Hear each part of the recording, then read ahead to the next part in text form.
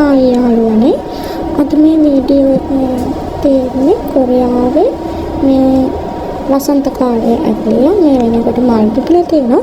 ඒ මල් තියෙන පාක් එකකට ගිහිල්ලා ඒ පාක් එකේ පොඩි වීඩියෝ එකක් තමයි අද තියෙන්නේ. ඒ පාක් එකේ ගොඩාක් මිනිස්සු ඉන්නවා. මේ රටේ මිනිස්සු ඒ වගේ දෙයක් තියෙනකොට ඒක බලන්න නිතර රැට යනවා. දැන් අපි යොන්ජෝර මෙච්චර මිනිස්සු ඉන්නවා කියලා දැනගත්තේ මේ පාක් එකට ගියාට පස්සේ.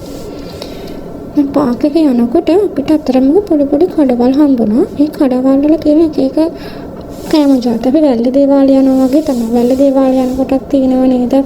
බායිට් නුරුක්කු ඒ වගේ දේවල් තියෙනවා. අර චිත්‍ර මිනිහෙකුත් අපිට බලන්න පුළුවන් වුණා. මේ තියෙන බොම්බයි මුට්ටයි කන්න අපි හැමෝම ආසයිනේ. මෙහෙත් ඒවා තියෙනවා.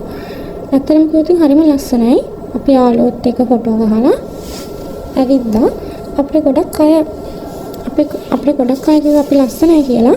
ඒ මොකද කිව්වොත් මේ රටේ වැඩිය මේ රටේ ඔක්කොම වගේ සුදුනේ. අපි යාළු ගොඩක් හිතන්නේ අපි ඉන්දියාවේ කියලා. ਪਰ අපිත් එක්ක කතා කරමුකෝ නෑ අපි ලංකාවේ කියලා.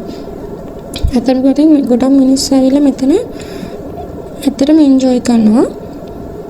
හරිම ලස්සනයි මල්. මේ මල් වල ලස්සන ඇස් දෙකෙන් දකින්නකොට ඊට වඩා ලස්සනයි. එහෙනම් යාළුවනේ අද රජිනින් ඉන්නම් අපි ළඟ වේදේ හම්බුණු කොරියාවේ ලස්සන සුන්දර දේවල් එක අපි ඉස්සරහට හම්බෙමු. බයි බයි.